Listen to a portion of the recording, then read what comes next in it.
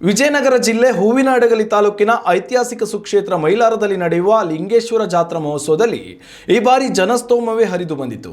ಈ ಜಾತ್ರೆಯ ಪ್ರಮುಖ ಆಕರ್ಷಣೆಯಾಗಿರುವ ಕಾಣಿಕ ನುಡಿ 2026 ಹೊರಬಿದ್ದಿದ್ದು ಭವಿಷ್ಯವಾಣಿ ತಿಳಿದು ಭಕ್ತಾದಿಗಳು ಸಂತಸ ವ್ಯಕ್ತಪಡಿಸಿದ್ದಾರೆ.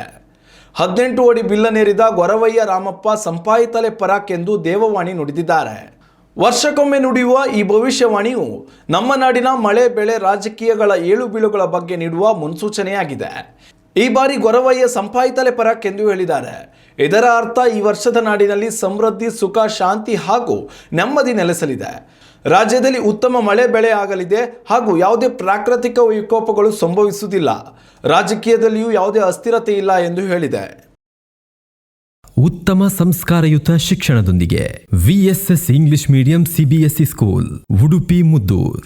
ನರ್ಸರಿಯಿಂದ 10ನೇ ತರಗತಿವರೆಗೆ ಶಿಕ್ಷಣದ ಜೊತೆಗೆ 5ರಿಂದ 10ನೇ ತರಗತಿವರೆಗಿನ ವಿದ್ಯಾರ್ಥಿನಿಯರಿಗೆ ಉತ್ತಮ ಹಾಸ್ಟೆಲ್ ಸೌಲಭ್ಯವೂ ಇದೆ.